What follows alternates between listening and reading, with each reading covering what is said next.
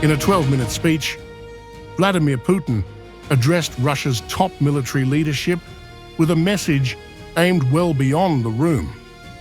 Speaking at an expanded Defense Ministry board meeting, Putin issued what amount to 5 direct warnings to NATO. Dear participants of the Collegium, we know that behind the Kyiv regime is the potential of the member countries of the world's largest military political bloc, NATO. Large-scale military assistance is continuously flowing. Advisors, instructors, mercenaries are being sent, intelligence data is being transmitted. Putin makes clear that Russia's objectives in Ukraine are fixed, whether achieved through talks or by force. He rules out a frozen conflict and signals permanent territorial control. For NATO, this fundamentally alters any future security framework for Ukraine. The goals of the special military operation will unconditionally be achieved. We would prefer to do this and eliminate the root causes of the conflict with the help of diplomacy. If, however, the opposing country and their foreign patrons refuse to talk substantively, Russia will achieve the liberation of its historical lands by military means.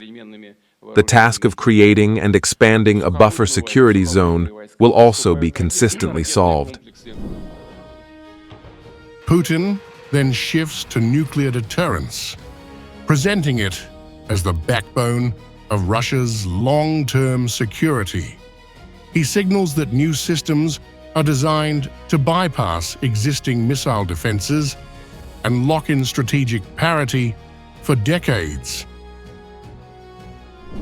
Successful tests were conducted of the unlimited-range strategic cruise missile Oreshnik and the unmanned underwater vehicle Poseidon. Through the use of nuclear power plants, these complexes will remain unique and one-of-a-kind for a long time to come, ensuring strategic parity, security, and Russia's global positions for decades to come. We will continue to work on these complexes.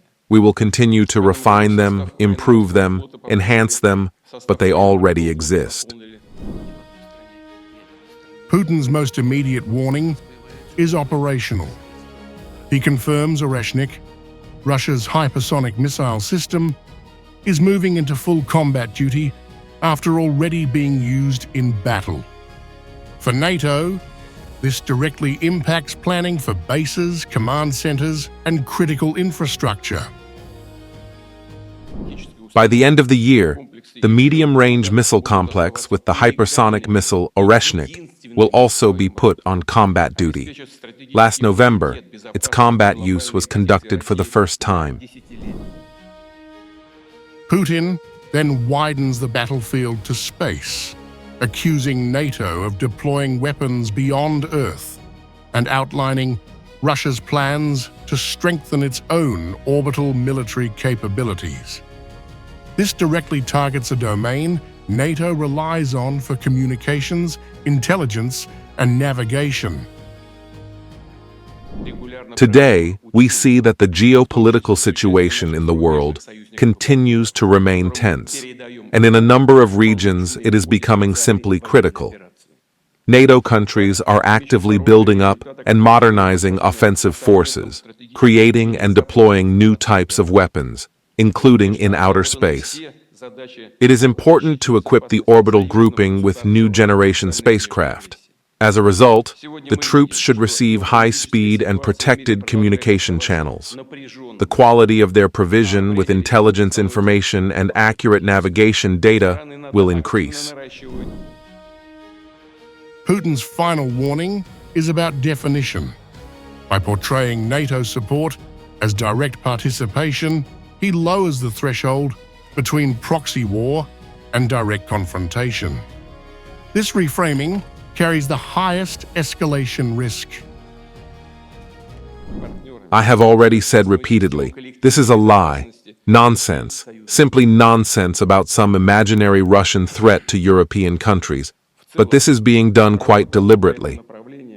At the same time, we realize that in any international situation, the key guarantor of Russia's sovereignty and independence, its security and future strategic parity, remains our armed forces. This was not diplomacy. It was a command briefing, framing the Ukraine war as a confrontation driven by NATO's military power operating through Kyiv.